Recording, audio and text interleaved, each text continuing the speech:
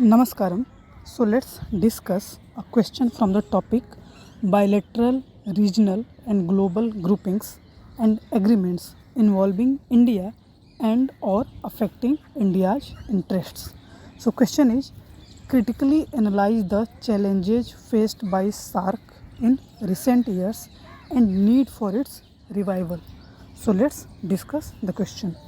The South Asian Association for Regional Cooperation, simply called as SARC, has been largely dormant in recent years, failing to address pressing regional issues.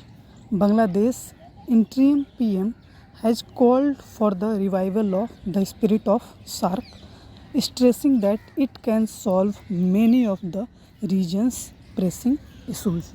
So let's discuss the challenges faced by SARC. First one, lack of political will. Member states prioritize national interests over regional cooperation, often allowing bilateral conflicts to overshadow SARC's agenda. For example, the India-Pakistan conflict, particularly after the Uri attack in 2016, led to the cancellation of the SARC summit in Islamabad, demonstrating how political tensions can paralyze the organization. Second point, structural weaknesses. SARC's principle of unanimity for decision making allows any member to block initiatives, leading to a deadlock in resolving issues. Third point, economic disparities. The economic imbalance with India dominating the region creates resentment among smaller states, leading to perceptions of India's big brother hegemony. For example, smaller nations often resist India led initiatives, fearing economic overshadowing. Fourth point, limited scope of cooperation. While successful in areas like health and disaster management, SARC struggles with security, trade, and deeper economic integration due to non implementation of agreements.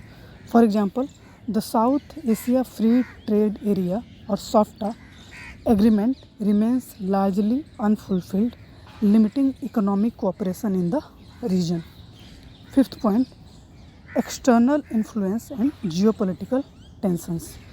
External powers like China and the USA influence SARC's internal dynamics, often pulling member states in different directions. For example, China's Belt and Road Initiative BRI has drawn several SARC members closer, creating divisions within the group regarding a unified regional approach. Sixth point, internal conflicts and political instability. Internal conflicts within member states reduce their ability to engage in regional cooperation. For example, Afghanistan's ongoing conflict and political instability in Bangladesh and Sri Lanka undermine SARC's ability to function cohesively. Now let's talk about need for SARC's revival. Regional cooperation for peace and security. So first point under it is regional cooperation for peace and security. SARC can serve as a platform for dialogue and confidence building, addressing security issues such as terrorism and cross-border disputes. For example, diplomatic solutions to conflicts like the India-Pakistan border tensions. Second point, economic integration and development. SARC's revival can enhance intra-regional trade, investment, and economic cooperation, addressing South Asia's status as one of the least economically integrated regions. For example, fully implementing SAFTA. Third point, addressing common challenges. The region faces shared issues such as climate change, health crisis, and disaster management, which require collective action through SARC. For example, coordinated disaster response mechanism. Fourth point, humanitarian crisis and refugee issues. SARC can play a vital role in managing humanitarian crises such as the Rohingya refugee situation, by facilitating dialogue and resource sharing among member states.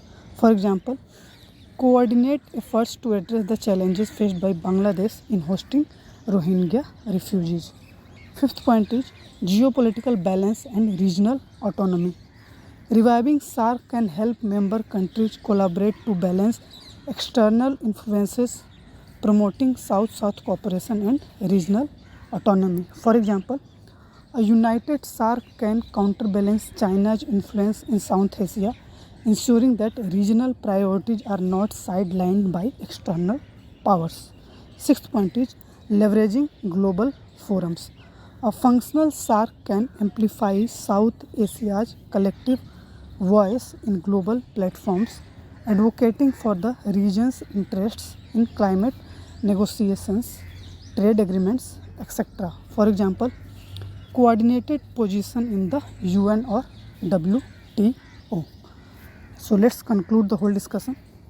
The revival of SARC is essential for addressing the shared challenges of South Asia, from economic development to security and humanitarian crisis.